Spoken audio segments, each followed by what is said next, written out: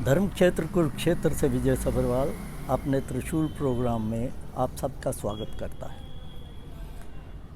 कल अमेरिका के president Trump द्वारा जो पहला 25% का टैरिफ भारत के ऊपर लगाया था 30 तारीख को, वो कल से लागू हो गया। अब जो दूसरा टैरिफ पेनल्टी के तौर पे लगाया था कि हम रशिया से ऑयल क्यों लिए जा रहे हैं, वो 27 तारीख को चालू हो जाएगा।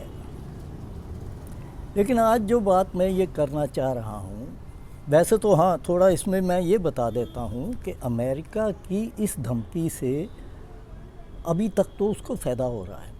पिछले 1 महीने में बताया जा रहा है कि तकरीबन लाखों करोड़ रुपया वहाँ ये टैरिफ की वजह से टैक्स के रूप में मिल चुका है। और दूसरा, एप्पल जो कि मोबाइल बनाती है, वो कंपनी चाइना में, उसके बाद उन्होंने इंडिया में भी अपनी फैक्ट्री लगा रखी है और ऐलान किया था कि नहीं हम मोदी ट्रंप से नहीं डरेंगे और हम तो अपना एक्सपैंड इंडिया में ही करेंगे। उनके सीईओ ने परसों ये कह दिया कि नहीं, अब हम जो है एप्पल का वहाँ पे 8.70 लाख करोड़ रुपए का प्लांट अमेरिका में ही लगाएंगे।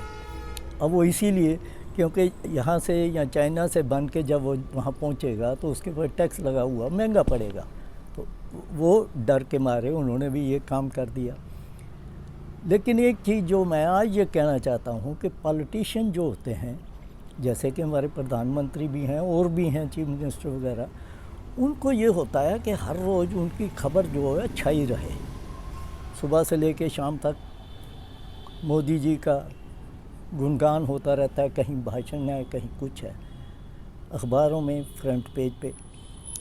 पिछले कुछ महीनों से वो जगह जो है वो ट्रंप साहब ने अखबारों में ले रखी है। हर रोज़ अखबार खोलो तो मेन फ्रंट पे उन्हीं की खबर होती है कि आज उन्होंने ये धमकी दे दी, आज ये दे दी, आज ये दे दी।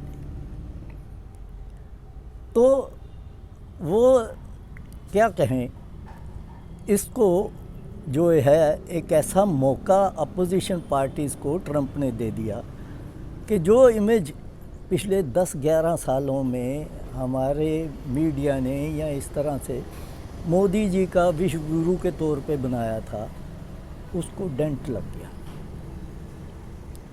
और तभी पॉलिटिकल पार्टीज़ जो हैं उल्टे सीधे बयान देने शुरू हो गए। बॉम्बे में शिवसेना के जो चीफ मिनिस्टर भी रहे और प्रेसिडेंट हैं उद्धव ठाकरे, उन्होंने तो कल यहाँ तक कह दिया कि ट्रंप जो है वो मोदी जी का मजाक उड़ा रहा है। अब इसी प्रकार जो कांग्रेस भी कह चुकी, प्रेसिडेंट भी कह चुके कांग्रेस के, कि जो पॉलिसी है फॉरेन अफेयर की पिछले 10-11 सालों में वो फेल हो गई पूरी तरह से। और उसका उन्होंने जो पीछे पाकिस्तान के साथ हुआ उसका वो बताते भी हैं कि कौन सी कंट्री भारत के साथ आई, कोई नहीं,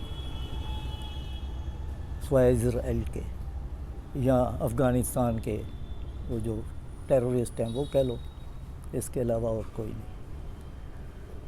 तो शिवसेना के तो एक स्पोक्स पर्सन ने कल ये भी कह दिया कि भाई वो जो वहाँ मोदी जी अमेरिका, इंग्लैंड वहाँ जाते थे और ढोल बजाए जाते थे, मोदी मोदी मोदी, वो अमेरिका में कहाँ हैं लोग। अब जब उनके देश के ऊपर वहाँ का प्रेसिडेंट इस तरह की बातें कर रहा है, चिढ़ा रहा है, तो उनको चाहिए कि वहाँ स्टैंड लें, और नहीं तो छोड़ के अपने देश में आ जाएं, जिसके लिए इतना प्यार उमड़ रहा था उनको पिछले 10-11 सालों से, वापस आ जाएं कि हम वहाँ की इकानमी, अपने देश की इकानमी को ख़राब करके वहाँ की इकानमी क्यों बनने दें। तो यहाँ तक अपोजिशन पार्टियों को बोलने का मौका मिल रहा है ट्रंप साहब की इन हरकतों से। और ट्रंप साहब अपने देश का तो चलो ये पॉलिसी डिबेटेबल है कि उनको फ़ायदा होगा कि नुकसान। अगर ये चीज़ 10 साल वहाँ चल जाती है तो जो उनकी फैक्ट्रियाँ बाहर गई हुई हैं वो वापस आ जाएंगी, उसका फ़ायदा हो सकता है। लेकिन इसमें इस समय जो मैं समझ रहा हूँ वो ये है कि ट्रंप साहब का अपना परिवार और अपना फ़ायदा हो रहा है। हर देश में उनका इतना परिवार है, उन्होंने कहीं एस्टेट खोल रखी है, कहीं कुछ है, कहीं कुछ है। पाकिस्तान में तो उन्होंने वो क्रिप्टो करेंसी जो है उसकी एजेंसी पाकिस्तान को दे दी, वो चालू हो गई। और हमारे भारत में बेंगलोर में, कलकत्ता में, बॉम्बे में, गुड़गांव में ट्रंप टावर बन रहे हैं।